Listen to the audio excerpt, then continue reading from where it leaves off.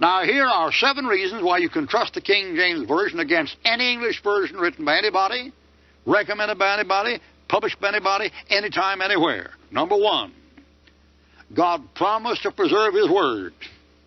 Number 2, the instruments of preservation were humble as well as honest. They had no commercial copyright in the AV.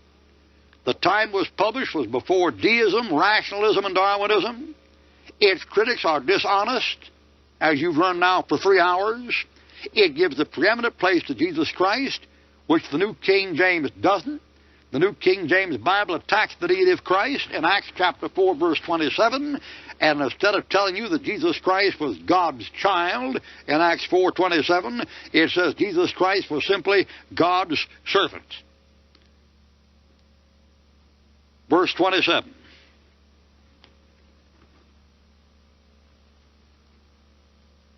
For truly against your holy servant Jesus. Can you pick that up down here?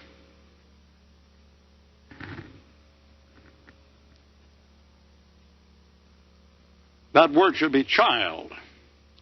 You say, where? King James only.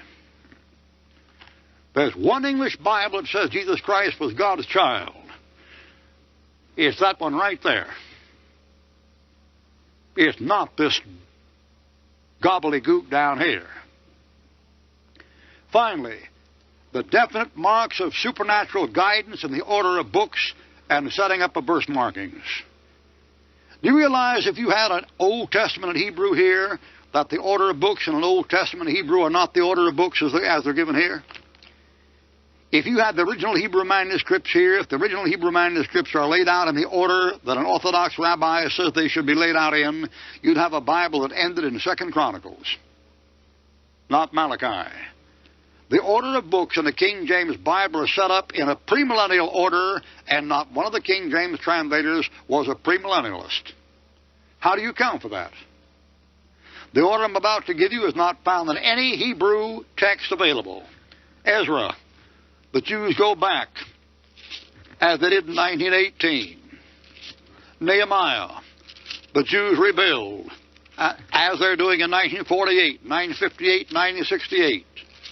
Esther, a Gentile queen, is run off the throne, and a Jewish queen takes her place, as in the tribulation.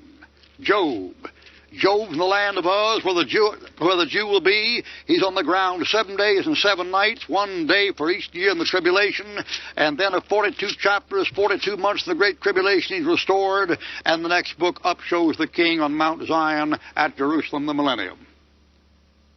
The order of the books in the King James Bible does not follow the Hebrew original. It's laid out in premillennial order. And not one translator in it was a premillennialist. How do you account for that?